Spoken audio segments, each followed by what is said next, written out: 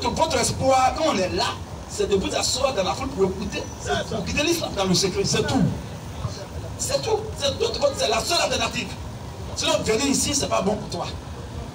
C'est-à-dire ton Coran, te montrer ton Coran que nous là, on le maîtrise. Il n'y a pas l'homme qui connaît le Coran que nous.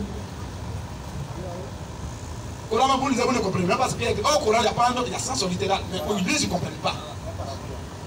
Alors, je vais vous montrer quelque chose. Frère, prends le hadith de Saïd, Muslim Saïd Bukhari. On va lire un peu.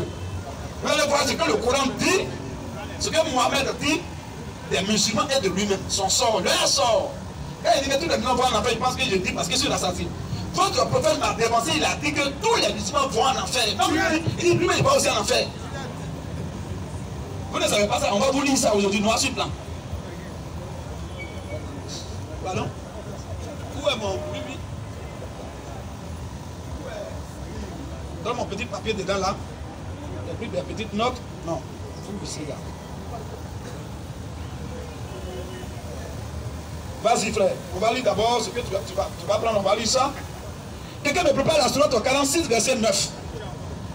Sourate 46 verset 9, sourate 19 aussi. Sourate 11, sourate 12. Préparez les trois sourates rapidement. Sourate 46, 9, sourate 19, 71 à 72. Et sourate 2 aussi, verset 290, je pense bien, sur le 20. Oui, on va aller maintenant frère, vas-y. Saïd Abouari. Écoutez bien, il faut lire ça pour que les gens voient. Vas-y frère. Saïd Al-Bukhari. Saïd Al-Bukhari. Saïd c'est S-A-H-I-H. Ça veut dire authentique. Après le Coran, c'est ça qui vient. Saïd Al-Bukhari. Bukhari, c'est l'imam qui a écrit les hadiths les plus authentiques dans l'histoire des musulmans. Il y a lui, et puis après il y a son élève qu'on appelle Muslim, qu'on dit Saïd Muslim. Il y a l'Abu Daoud, il y a l'Al-Tirmidhi, ils sont beaucoup. Mais celui-là, quand il parle, tous les musulmans sont unanimes, disent oui, amin. Même si c'est mauvais. Frère, vas-y. Saïd Al-Bukhari. Saïd Al-Bukhari. Tome 4. Tome 4. Hadith. Hadith. 6467. 6467. On va écouter Mohamed. Salade sur salade. À part. Vas-y, frère. Le prophète a dit. Le prophète Mohamed a dit. Faites au mieux. Faites au mieux. Essayez de vous rapprocher de l'idéal. Mohamed dit aux musulmans. Faites vos efforts. Essayez de vous rapprocher de l'idéal. Pas essayer d'être dans l'idéal. Mais essayez de vous rapprocher. Se rapprocher de la route, ça ne veut pas dire d'être sur la route. C'est différent, hein? Les musulmans disent, ils sautent dessus, sautent. Non. Mohamed n'a jamais dit qu'il a donné salut à quelqu'un. Il n'a jamais dit qu'il est venu parler de Dieu. Il dit, faites vos efforts. Chacun de vous n'a qu'à se débattre là-bas pour se rapprocher de l'idéal. Pas d'être pour être dans l'idéal, mais juste se rapprocher un tout petit peu. Maintenant, essayez de vous rapprocher de l'idéal. Oui. Autant que vous pouvez, en tout cas, faites vos efforts comme vous pouvez. Et soyez optimistes. Soyez aussi positifs. Car c'est que personne n'accédera au paradis. Mohamed après dit clairement, s'ils croient en lui, là, ils vont dire Amin après ça. Il dit personne, n'a pas dit personne, sauf moi, Mohamed, salade sur salade. Il dit personne n'accédera au paradis. Personne parmi vous sur la terre n'accédera au paradis grâce à ses bonnes œuvres. Oh, il y a les gens qui disent, voilà, lorsque leurs œuvres seront beaucoup, Allah va peser Nomi pour retrouver Kokobaka. Bon, il a partagé Nomi combien, ou bien il a maillé Kokobaka comment? Bon, il a partagé des yeux de mouton comment? Si c'est beaucoup, il va aller au ciel. Mais Mohamed est en train de briser maintenant la baraque ici. Il dit personne n'accédera, ne va aller au paradis grâce à ses bonnes œuvres, grâce à son comportement, grâce à ses bonnes œuvres, grâce à sa bonne conduite. Même toi, enfant de Dieu, les gens qui étaient à côté, ils étaient étonnés, ils étaient choqués. Mais attends, ça, bon, si c'est nous, c'est pas grave. Et toi-même, le prophète de Allah, même toi, enfant de Dieu, même toi aussi, enfant de Dieu, demande-t-on. Les gens ont posé la question. Même moi, Mohamed dit, il a affirmé, il dit, même moi, à moins que Dieu ne me fasse sa grâce, à moins que Dieu n'ait pitié de moi. Voilà ce qu'on a dit toujours, que le salut, c'est par la grâce. Une grâce, c'est une chose qui est imméritée. C'est pas tes nomis qui te parlent que tu vas aller au ciel. C'est pas un beau photo qui amène au ciel. C'est pas parce que de mouton bien Kokobaka. Jamais. C'est la grâce de Dieu qui amène l'homme au ciel. Alors, Ephésiens 2, verset 8 à 9. Ephésiens 2, verset 8 à 9. Donc, tous les musulmans qui veulent, voilà, afin de votre nomi là, tu vois que vous êtes éliminé, maintenant c'est fini. Non, mon frère, tu as dit là, nous, chaque fois on marche bien, on veut bien faire là, si mes bonnes choses sont beaucoup là, je vais aller au ciel. Mohamed a dit, tu es un menteur. Lui-même qui est porte-parole d'Allah là, comprends? C'est pas sûr qu'il soit là-bas. Ephésiens 2. Vas-y. Verset 8. Oui. Car Car c'est par la grâce que vous êtes sauvés. voici le salut des chrétiens. C'est à cause de nous, on ne se tape pas la poitrine. C'est à cause de nous, on dit, oh, je vais faire ça, je vais faire ça. Non. Si Dieu le fait, je ferai ça. Il vient dire, je vais faire ça demain, puis la nuit, là, il meurt. Frère, vas-y. C'est par la grâce que vous êtes sauvés. C'est par la grâce que vous, les chrétiens, vous êtes sauvés. Par le moyen de la foi. Par le moyen de la croyance. Et cela ne vient pas même de la vous. foi, même encore ne vient même pas de vous. C'est le don de C'est Dieu. un cadeau de Dieu. Ce n'est point par les œuvres. Ce n'est point par les œuvres. Afin que personne ne se glorifie. Voilà la Bible. Limpide, clair. C'est ça, Mohamed, parce que Allah il est dangereux. Allah est trop méchant. Mohamed, quand il était encore dans sa jeunesse, Allah ne lui a jamais dit ça. C'est quand il sait que dans quelques temps il va mourir, Allah maintenant le presse à dire la vérité aux musulmans avant de mourir. Il dit, ah, vous là, les gars, personne ne va aller au ciel grâce à ces bonnes œuvres, donc cherchez-vous. Mais les gars disent non, on ne se cherche pas, on est derrière toi. Soyez derrière lui seulement. Ok, on va aller maintenant sur l'autre 19. Il faut prendre, envoie le sac ici. Il y a aussi Dim Katir, là, il y a volume 9 là, il faut prendre ça. Envoie. Volume 9, il y a un fois 2. Hein, c'est ça, c'est là? Ok. Oui, 290, je pense, 290 pour le 20. Alors, prends d'abord sur la 19. Ou bien sur la 46 d'abord. 46, 9, on va voir quelque chose dedans. Soit 46, 9. Oui. Tout. C'est un seul que vous avez pris. Prenez, il y a envoyé beaucoup. Il y a sur la 46. Il y a dans un tafsir, il y a aussi sur la 19, il y a aussi un autre tafsir. Quand tu prends la sourate, c'est en haut, non? 46 là, on va lire ça. Lis d'abord la sourate et puis on va lire maintenant ce qu'elle est là.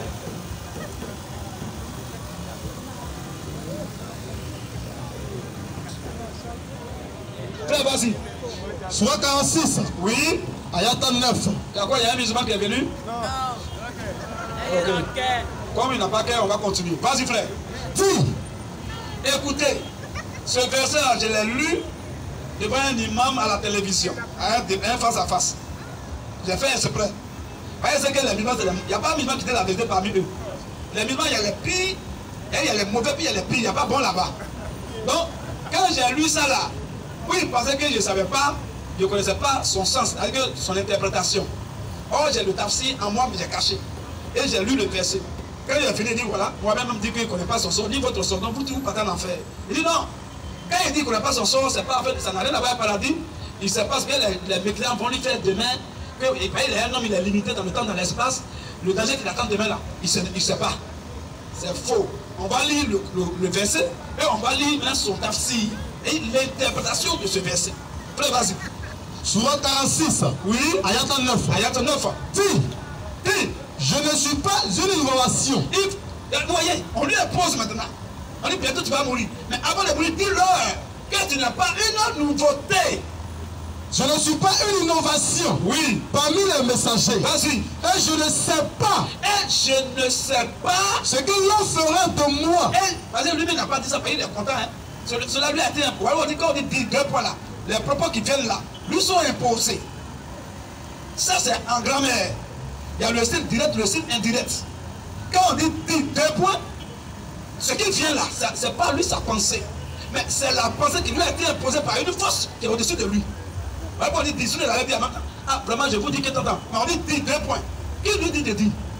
Est-ce que toi tu veux parler, puis il a dit dis, je dis. Est-ce que tu peux dire ça?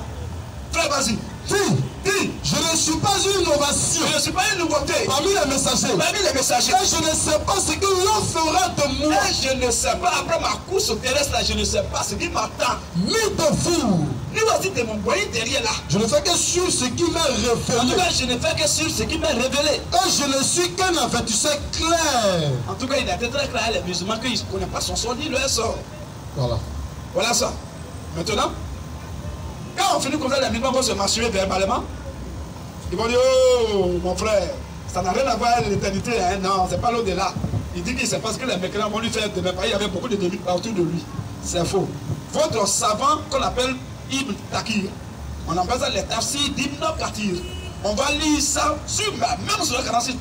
On va voir comment il a interprété ça. Ça c'est valable entre vous seulement. Nous on n'est pas les gars. On vous assiste. Frère, vas-y. Tafsir. Oui. Ibn Kathir. Oui. Volume 9. Volume 9. Il y a tome 1, tome 2, ça dit en 10 volumes. Ça c'est le volume 9, on va lire, c'est dans le volume 9 qu'il a parlé de la Surah 46.9 là. Page 49. Oui. Il parle de la sourate 46. Sourate 46, verset 9. Vas-y, frère. L'imam Ahmad rapporte. L'imam Ahmad rapporte. D'après Khadija Ibn Zaïd, Oui, frère. Ibn Tabi, Oui. c'est Récitoun, Oui. Al-Allah, Oui. l'une des femmes qui, L'une des femmes dit. Oui. Parmi les hommes ça, Oui. avait prêté serment d'allégeance au messager d'Allah. Elle avait prêté serment d'allégeance à Mohamed. Elle dit, lorsque les immigrés furent repartis dans les maisons, quand les immigrés se sont repartis dans la maison, des ça, oui, Otman, oui, Ibn Madoun, Otman Ibn Madour, fut celui des immigrés, il a été parmi les immigrés là, qui fut désigné pour s'installer chez nous. Il a été désigné pour s'installer chez eux, pour habiter avec eux. Un jour, Otman tomba malade. Otman, c'est le fidèle, il est plus fidèle à Mohamed, plus fidèle à l'islam. On va voir ce qui va lui arriver et c'est que Mohamed va dire sur son sort. Il dit quoi? Il est tombé malade maintenant. Otman tombé malade. Oui. Nous avons veillé à son chevet. On était là, les gens étaient même à sa tête, ils sont assis là jusqu'à sa mort. Jusqu'à, malheureusement, Otman est mort. Puis nous l'avons enveloppé dans ses vêtements. Le bras droit de Mohamed, le compagnon fidèle de Mohamed maintenant, il est mort. Et maintenant, puis nous l'avons enveloppé dans ses vêtements pour l'enterrer. Ils l'ont enveloppé dans son vêtement pour l'enterrer. Les messagers d'Allah, le messager d'Allah, nous rendit visite alors. Est venu maintenant en visite là-bas. Je dis à ce moment-là. Et à n'importe la femme qui a prêté serment d'allégeance au prophète, elle a dit que la miséricorde d'Allah descende sur toi. Que la miséricorde d'Allah descende sur toi. Oh Abou Saïb. Oh Abou Saïb. Je témoigne qu'Allah tout-puissant t'a honoré. Elle dit j'affirme, je déclare que Allah, parce qu'elle voit qu'il est fidèle à Mohamed. Tout ce que Mohamed veut là, c'est qu'il fait. Et il est correct dans l'islam. Donc elle se dit que lui là, s'il va au ciel. Alors je témoigne que Allah t'a accepté lui. Le messager d'Allah répliqua alors. En même temps qu'elle a dit que son âme est sauvée, Mohamed l'a reprise en même temps. Il dit, oui, il dit quoi? Qui t'a dit qu'Allah, oui, le Très-Haut l'a honoré? Qui t'a dit qu'Allah l'a honoré? Qui t'a dit ça? Vas-y frère. Qui t'a dit ça? Qui t'a dit ça? J'ai dit. Elle dit. Je ne sais pas. Je ne sais pas. Que mon père et ma mère soient sacrifiés pour toi. Que mon père et ma mère soient sacrifiés pour moi. Le messager d'Allah ajouta. Le messager d'Allah ajoute maintenant. En ce qui le concerne. Il dit, en ce qui concerne celui qui est mort là, la certitude lui est venue de la part de son Seigneur. Comme il est mort là, maintenant lui il sait où il va maintenant là-bas. Il est mort. Donc dans l'islam, on ne sait pas où on va de son vivant. Mais quand il meurt là, tu sais, c'est un enfant ou au paradis, c'est qu'il est en train de dire.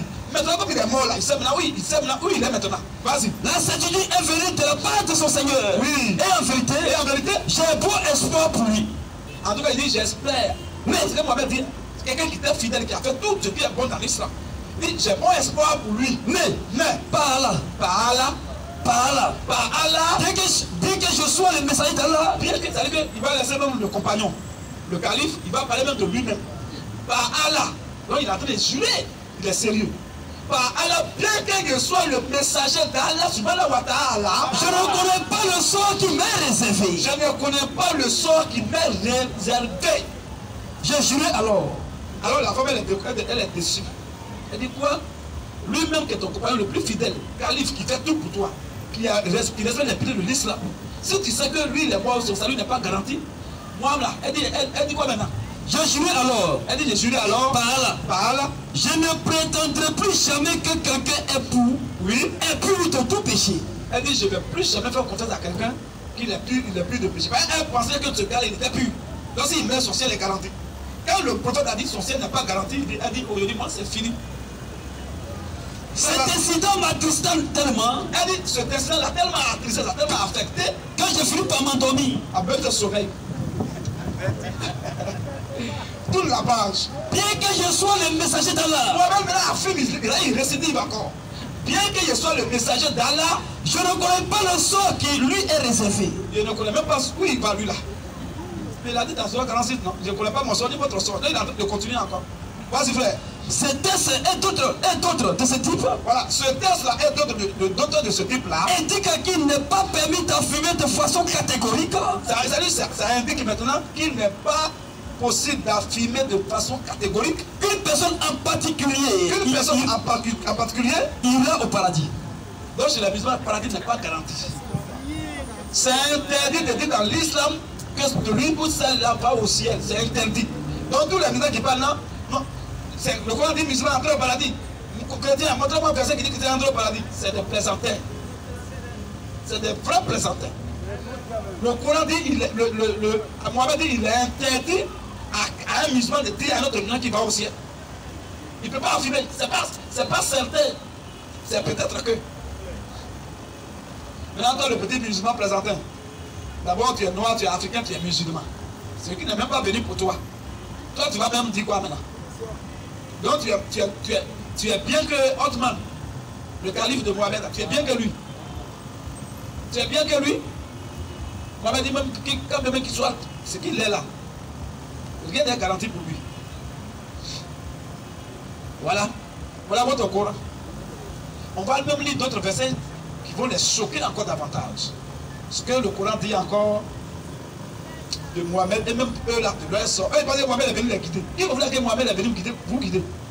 On va même lire sur la 39, 41, sur la 6, 104, les deux versets. Sur la 6, sur la 39 d'abord 41, et sur la 6, verset 104, les deux versets. 39, 41 d'abord et 6, 104. Écoutez ces deux versets. On va voir si un prophète de Dieu peut parler comme ça, comme Mohamed va parler là. On va voir ça. Sur la 39, 41. Oui. Nous t'avons fait descendre. Voilà. Le livre. Nous t'avons fait descendre le livre. Pour les hommes. Pour les hommes. En toute vérité. En toute vérité. Quiconque se guide. Alors regardez, écoutez bien ce qu'il va dire là. Il dit quoi? Quiconque se guide. Alors Mohamed dit. Allah dit à Mohamed, quiconque va se guider, le fait. Il le fait pour son propre bien. Il le fait pour son propre bien. Et quiconque s'égare. Et quiconque va en enfer, s'égare à son détriment. C'est son problème. Maintenant il va affirmer quoi? Tu n'es nullement responsable de leur propre affaire. Tu n'es nullement responsable de leur propre affaire. Donc, est-ce qu'un homme qui parle là, il ne s'est pas désengagé? Voilà. Le prophète de Dieu, en tout cas le vrai prophète de Dieu là, il enlève le peuple de Dieu dans les ténèbres, dans les mensonges, pour les renvoyer à la lumière de Dieu, dans la voie de Dieu. Moïse a donné un exemple clair. Prend le peuple dans le paganisme égyptien et les emmène à la terre promise. Imaginez que Moïse est venu prendre les enfants d'Israël en Égypte. Dis-moi, je suis venu vous chercher, mais je ne sais pas où on s'en va. Les gens vont même pas. Ils vont dire, mon ami, vous préférez rester en Égypte ici. Comment le prophète a dit non, je suis venu vous chercher, hein, suivez-moi. Mais en tout cas, où on va là, je ne sais pas. Ça, c'est un pirate. Tu vois? Donc, il dit, si l'histoire de musulman, tu te fais une fois, et puis tu vois un peu la lumière, c'est ton problème. Si tu vas aussi dans le feu, c'est ton affaire. Je ne suis pas là pour vous. L'homme s'est désengagé dans le Coran. Ou bien il ne lit pas ces versets-là. Dernier verset. Sur la 6, 104. Sur la 6, verset 104. Sourate 604. Oui. Certes, il vous est parvenu des preuves évidentes. Il vous est parvenu des preuves évidentes. De la part de votre Seigneur. De la part, en tout cas de la part de votre Seigneur. Donc quiconque voit clair. Écoutez bien. Quiconque parmi les musulmans voit clair, c'est en sa faveur. Dieu merci pour lui. Et quiconque reste aveugle. Et quiconque reste aveugle pendant l'enfer, à son détriment. En tout cas, c'est aussi tant pis pour lui. Car je ne suis nullement chargé de votre sauvegarde. Voilà ce que Mohamed vous dit. Il n'est nullement chargé de votre sauvegarde. C'est-à-dire que sauvegarde, il a sauvé et puis gardé. Là, il ne peut pas vous sauver, il ne peut pas aussi vous garder. Or, les enfants de Dieu sont toujours gardés par un prophète de Dieu. Mais lui, il ne peut pas vous sauver, il ne peut pas vous garder. Il est venu vous faire quoi? Quand ils sont là, pourquoi il est venu? Prends le verset là. Certes, ça c'est leur Coran, hein? C'est Sourate 6, verset 104. Notez et vérifiez avec moi. Vas-y. Sourate 604. Oui. Certes, il vous est parvenu des preuves évidentes. Il dit que je vous ai dit la vérité, que je suis en réalité, je suis un pirate, mais vous ne comprenez pas. Vas-y. De la part de votre Seigneur. De la part de votre Seigneur. Donc quiconque voit clair. Comme je vous ai déjà dit la vérité là. Quiconque parmi vous là-bas voit un peu clair. C'est en sa faveur. En tout cas, Dieu merci pour lui. Et quiconque reste aveugle. Et quiconque est maudit, il va en enfer. À son détriment. Tant pis aussi pour lui. Car parce que je ne suis nullement chargé de votre sauvegarde. Voilà. L'homme a lavé sa main. C'est déchargé il y a longtemps. Mais malgré ça, il y a des gens qui sont derrière lui. Non, tu es le modèle parfait. Tu es le modèle parfait, tu es le consolateur. Un consolateur qui parle comme ça. Jésus est venu consoler ses enfants. Et il a dit, je n'ai perdu aucun d'eux, sinon le fils de Satan. Et j'ai gardé ce que tu m'as donné à mon nom, à ton nom. Et personne ne les ravira de ma main. Plus tard, plus haut, plus bas, personne ne les ravira de la main de mon père. Vous dites que le père en question c'est lui-même. Il dit personne ne les ravira de ma main. Et personne ne les ravira de la main de mon père. Bon, il y a quelle main? Il y a combien de mains? Bon, les brebis sont dans la main de qui aujourd'hui? Toi, ou bien père? En d'autres termes, qui est père? C'est lui-même. Donc il a lancé des défi à tous les démons. Aucun de ses enfants ne va aller en enfer. Il y a un qui dit là-bas, lui qu'on compare à Jésus, hein, entre Jésus et moi, qui est le sauveur de l'humanité? Ça c'est un thème, c'est-à-dire que un thème, le vérité, c'est-à-dire qu'on parle d'un thème rocambolesque, c'est-à-dire la confusion confuse là, c'est ça qui est là. Je ne peux jamais faire ce genre de débat. Comparer Jésus à un planteur qui dit il n'est pas là, il ne sait pas où il va. Jésus n'a pas dit qu'il ne sait pas où il va. Au contraire, lis-moi le livre de Jean 14, verset 1 à 3. L'homme qui dit, c'est pas ce que l'on fera de moi, ni de vous. Jésus, avant que les gens ne le clouent, il a dit l'heure, le jour, le lieu où il sera pour que les gens viennent. Il y a Jean 14, poison a tué, il allait manger choukouya, femme juive, qu'il a tué sa femme, il a tué plutôt son mari, il a couché avec elle. Même jour, elle a mis ça dans son cœur, il dit non, lui là, il veut le tuer. Comme les juifs ils sont dangereux d'en faire des poisons, il faut que vous compreniez ce que je dis. Elle a pris poison, l'a mis dans le choukouya. Elle dit qu'il aime manger cuisse, il aime cuisse. C'est un homme qui aime cuisse de mouton et puis cuisse de femme encore. C'est un suspect. Tu vois? Cuisse la cuisse là-bas chez lui. Et c'est comme il aime ça, c'est ça qu'il a tué. Il a mangé. Un prophète de Dieu qu'on empoisonne et puis il meurt. Mon frère, Jésus a lancé des défis, même avant que Jésus ne vienne. C'est écrit dans le livre de Rome 23, verset 23. Dieu a dit, aucune divination ne peut contre mes enfants. Sorcellerie ne peut pas contre eux. Poison ne peut pas. Et Jésus te dit, s'ils mangent quelques breuvages mortels, il ne leur fera point de mal. Et si tu ne sais pas que tu as été empoisonné, tu manges ces vitamines dans ton corps. Mais l'homme a mangé, il a souffert pendant des années. Et les musulmans présentaient, ils disent, oh, mais pourquoi ils sont deux, ils ont mangé l'autre et moi aussi, le gens, lui n'est pas mort.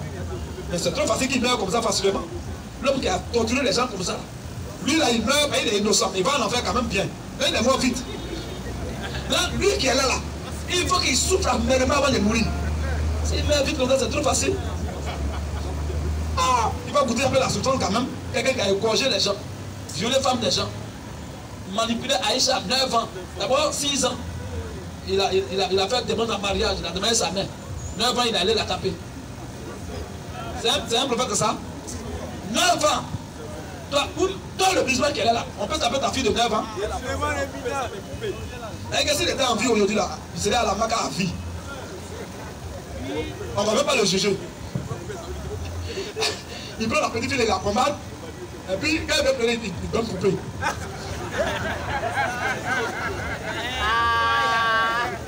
Il donne une poupée. Oh, elle était sur balançoire. C'est sur balançoire, on l'a prise pour la voir dans la maison de Moabed. Il tape Dieu, il dit poupée.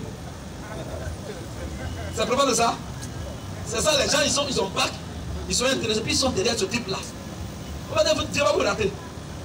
Un musulman qui meurt même, c'est-à-dire que Abdou Majid qui est suivi là, il dit, lui il parle qu'il y a 3 questions qu'un an il va venir leur poser dans un tombeau. Est-ce que vous-même les gens normaux peuvent raisonner comme ça? C'était pas une puissance d'égarement. Un homme qui est mort, la petite, il est réservé à l'homme de mourir une seule fois. Après qu'on vient le jugement, on n'a pas dit, tu meurs plus, on te pose une question dans le tombeau. Mohamed a ramassé ici. Il a pris chez les Romains. Il a pris chez les gars au temps de l'émigration qu'on appelle Babylone. Il a pris ici, il a pris ici, il a pris ici. Et il a mélangé la création à la religion. Il a pris chez les Juifs un peu dans le judaïsme. Il a mélangé tout. Frère, vas-y. Jean 14, 1 à 2. Oui. Quand votre cœur ne se trouve point. Quand un homme commence à parler comme ça, il dit, ah, je me positionne bien pour l'écouter. Il commence par rassurer d'abord les gens. Voilà Jésus. C'est un homme qu'on va comparer à un plaisantin. Entre Jésus et Mohamed, qui est le sauveur de l'humanité? Frère, vas-y. Quand votre cœur ne se trouve point. Alors je dis, petit, Pendant que le planteur est écrit là-bas, il ne connaît pas le sort des Hébroniens, et puis lui-même, vous-même, il vous dit maintenant, restez serein. Quand il dit que votre cœur ne se trouve pas, ça dit soyez serein. Oui, croyez en Dieu. Oui, et croyez en moi. Vas-y un peu. Il y a plusieurs témoins dans la maison de mon père. Oh, il n'y a pas deux dieux. On ne peut pas croire en deux dieux. Ça c'est une idolâtrie. Le polythéisme. Mais il dit croyez en Dieu, croyez en moi. Qui est Dieu? C'est lui. C'est tout. Sinon, quelqu'un qui croit en deux personnes, c'est un idolâtre. Un polythéiste. Vas-y, frère. Il y a plusieurs témoins dans la maison de mon père. Voilà. Je dis, il est en train de parler de relation de père à fils. Mais dans l'islam, il n'y a pas de relation de père à fils. Il y a relation esclave et puis patron. Frère, vas-y. Si cela n'était pas, je vous l'aurais dit. Vas-y un peu. Je vais vous préparer une place. Mais petit, je vous laisse d'abord. Je vais vous préparer une place. Et lorsque je m'en serai allé, et que je vous aurai préparé une place, là-bas, je reviendrai. Je ne vais pas rester là-bas. Je reviendrai. L'autre, il est mort, il est pourri, il n'est pas reçu, il a laissé, il a abandonné ses gars là. Moi, il ne va pas faire ça. Je finis de préparer, puis je descends, je reviens encore. Et je vous prendrai avec moi. Je ne vais pas pour vous assister, mais Dieu vous prendra. Avec moi. Avec là où je suis. Avec là où je vais régler là. Vous soyez aussi. Vous soyez avec moi. Quand un homme parle comme ça, on ferme les yeux, peut le suivre. Un présentateur va crier, je ne connais pas, je ne sais pas ce qu'un autre a demandé de vous. Je ne suis bien la vidéo claire. En tout cas, il a été clair qu'il ne connaît pas votre sort. Chacun devait se chercher même. C'est comme quelqu'un est dans l'avion, un pilote dans l'avion. Arrivé au milieu de la forêt. Il dit, les gars, attachez ceinture, il ne sait pas où je conduis l'avion. Et puis il parle d'un haut-parleur dans l'avion là. Il ne faut pas le dire, non, il n'a pas entendu. Il dit, oh, attachez bien vos ceintures. Nous, on est monté dans l'avion plusieurs fois. Dieu nous a fait grâce, on est monté dans l'avion plusieurs fois. Il y a la mise, mais il ne faut même pas monter dans l'avion, ils vont mourir. Non, mais Dieu, il est bon. Ah, tu m'envoies dans beaucoup de pays comme ça. Ah, les petits platins, ils n'ont jamais été même à la frontière de Ghana. Et puis il est là, si on parle, et puis il saute.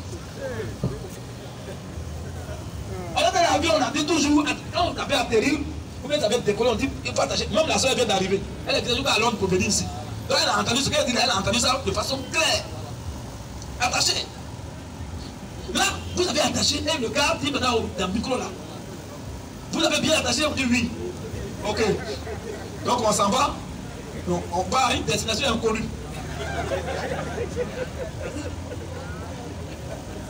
Ok, shalom mon frère, que je te bénisse pour ce don. La donné 1000 francs avec un sachet d'eau. En tout cas, demain, comme on est au repos, ça peut faire un petit poco fou là. Il faut que demain on se tape bien pimenté. On va pas avoir la nausée. C'est bon, ça, tu vois, quand c'est pimenté, ça ravaille la gorge. On parle trop. Ça soigne. Tu vois? Donc il a attaché un peu. Vous avez attaché mon. L'avion part à une destination inconnue. Frère, est-ce que quelqu'un si il finit de dire ça là, lui il parle comme ça. Hein?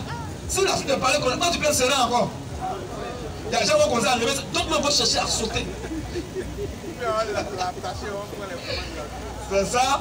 L'homme vous a dit la vérité que je ne sais pas. C'est vrai que vous me suivez, mais je ne sais pas où je vais avec vous. Et puis toi tu es encore derrière lui. En tout cas, vous êtes courageux. Oh. Frère, donc c'est un peu ça, on a beaucoup de choses à dire. Quelle heure là? Ok. Les vidéos qu'on devait montrer là, même frère, viens ici. Il y a une vidéo de combien de minutes? 1 minute là-bas, 2 minutes. Ça parle de quoi? Abdou Majid. Ok, asseyez-vous légèrement. Frère, moi, mets ça comme. C'est combien de minutes? Ok, mets ça rapidement.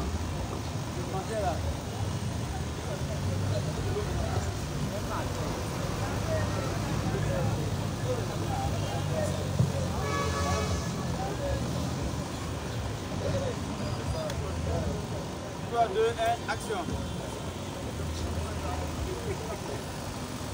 On va voir un peu. Dieu a fait aujourd'hui, on a répondu à beaucoup de questions. On va monter c'est une vidéo, ça dure 1 minute seulement, c'est pas long. On va écouter, vous allez voir ce qu'il va dire sur le Seigneur Jésus.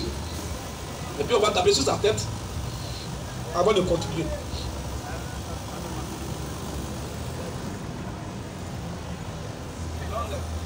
Les frères, zoomez un peu là-bas pour que les frères qui sont en ligne là puissent bien voir de quoi il s'agit.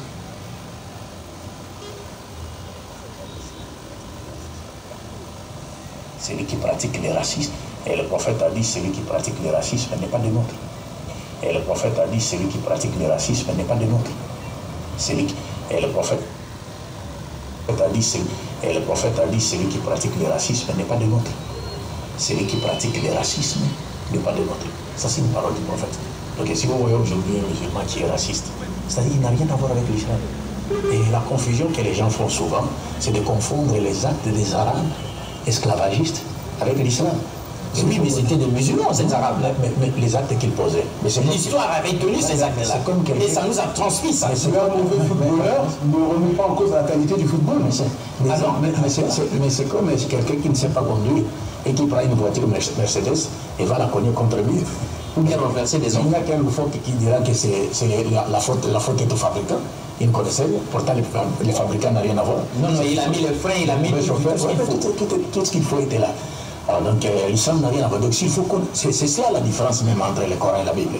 Parce que quand vous essayez de faire une étude comparée entre le Coran et la Bible, vous verrez que dans la Bible, il y a des versets qui encouragent l'esclavage. Dans la Bible. Mais dans le Coran, il y a des versets plutôt qui abolissent, c'est-à-dire qui condamnent l'esclavage. Et il venait de vous lire un verset du Saint-Coran. Là, vous blessez les chrétiens, mais continuez d'abord. Ça sont des études. C'est-à-dire, dans la Bible, on encourage. Oui, c'est ça. Le Coran bannit ça, condamne l'esclavage, et ainsi de suite. Et le prophète, comme je venais de le dire, donc Dieu, à travers le prophète, a fait de l'affranchissement des esclaves un acte de foi. C'est-à-dire, il en a fait même un acte de rapprochement. Si vous voulez vous rapprocher de Dieu, c'est-à-dire avoir une élévation spirituelle, il faut franchir les esclaves. Et devant le prophète à son époque, il y en a qui en ont profité, qui l'ont fait. Des preuves coraniques existent, mais l'histoire a retenu l'islam à l'époque était considéré comme étant la religion des esclaves. Parce que tous les esclaves adhéraient maintenant à l'islam. Parce que l'islam est venu pour faire quoi? Pour abolir l'esclavage, condamner l'esclavage. Donc il y a eu maintenant des gens de basse classe qui ont fait quoi? Qui ont beaucoup adhéré à l'islam. Et cela a commencé à inquiéter les Arabes qui occupaient une place élevée dans la société.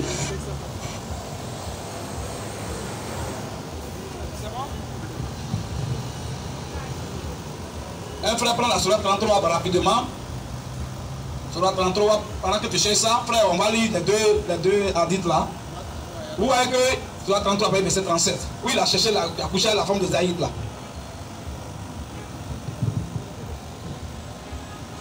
Position de ça. Les frères, l'homme vient de parler, il n'est pas sérieux. Il a dit quoi? Que l'islam n'est pas dans ne promet pas l'esclavage. Il a dit ça tout à l'heure. Ils ont aboli même tout ça, ils ne sont pas dans ça. C'est un grand menteur qui est là. Après, avec peut-être qui est mort, voilà le deuxième grand menteur numéro 2. Et on va voir dans leur propre livre, dans le Coran, dans les hadiths, et même dans l'histoire avec un petit film, une petite vidéo. Libye, c'est un pays quoi? Chrétien ou bien musulman? Qu'est-ce qui se passe là-bas? Même si tu es musulman noir, va là-bas, ils vont te vendre. Même si tu as vendu, et puis tu es vivant, c'est bon. Tu ne fais pas attention, tu ne reviens pas encore du poids. C'est ton. Ils vont appeler tes parents pour dire il est mort, on n'a pas vu son corps. Même musulman, dans le pays de tes frères, ils vont te commercer comme une marchandise. On va voir ce qu'il faisait lui. Mohamed, ce qu'il faisait aux Noirs, et les propos qu'il a dit sur les Noirs. Un menteur comme bon, quand il parlait tout à l'heure, il a donné quel verset, quelle référence? C'est mentionné seulement.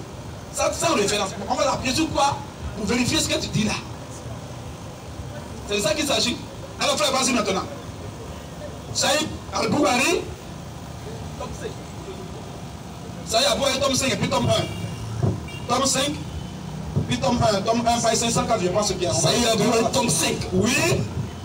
Et écoutez ce que le musulman authentique dit, musulman. Boukhari aussi, ce qu'il dit par rapport à l'esclavage, par rapport aux noirs. Vas-y frère. Page 259. Page 259. Hadith 7142. Vas-y frère. L'envoyé de Dieu dit. L'envoyé de Dieu, Mohamed, il dit. Écoutez et obéissez à l'émir. Écoutez et obéissez à l'émir. Qui fut désigné pour vous gouverner. Qui a été désigné pour vous gouverner. Même si l'esclave noir. Même quoi? Même si. Oui. Était un esclave noir. Même s'il était un esclave noir. Même s'il était un esclave noir. Ça, c'est au temps de Mohamed. Prophète même. Il y avait les esclaves. Et lui, là, qu'ils avaient pris comme musicien, qui criait. Et puis, le rôle qu'il jouait, c'était de crier pour que les gens viennent prier. Oui. Ça, c'est d'abord ce qu'il jouait. Et celui-là, on l'appelle comme on l'appelle, Bilal. Bilal, c'était un noir qui était musicien. Et quand les musulmans ils prennent le côté là-dedans, que la tête désignée, il fait appel à la prière. Mais appel à la prière, c'est quel travail ça?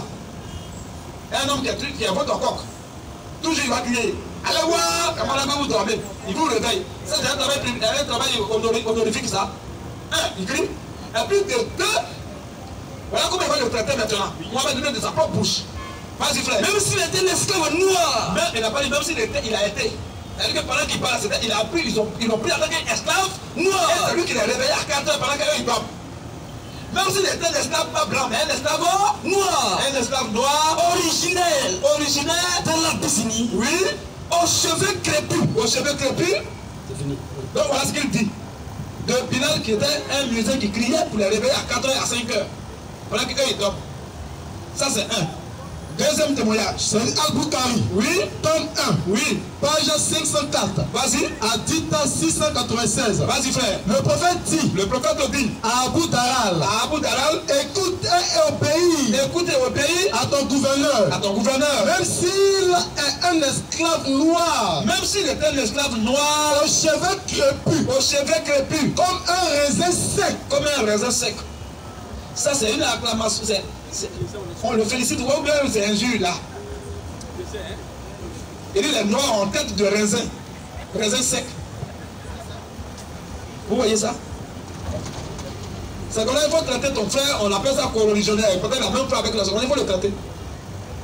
Mais pourquoi il dit aux gens de lui obéir? C'est parce que les gens ne peuvent pas le respecter, on dit c'est un esclave. Et c'est lui le prophète qui est obligé de les sensibiliser. Malgré qu'il est esclave, obéissez-le.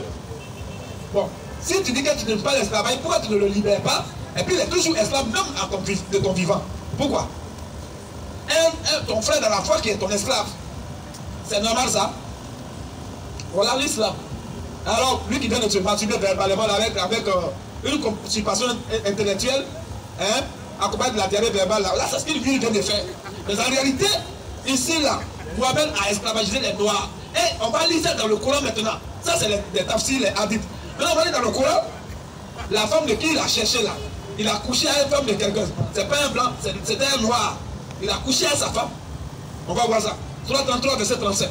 Surah 33, 37. Oui, frère. Quand tu disais à celui qu'Allah avait comblé de bienfaits. Alors Allah dit maintenant, quand toi, Mohamed, tu disais à celui qu'Allah avait comblé de ses bienfaits là. Tout comme toi l'avais comblé. Vas-y, frère. Garde pour toi ton épouse. Tu lui as dit, il faut garder ta femme. Et crains Allah. Il faut craindre seulement Allah. Et tu cachais en ton âme.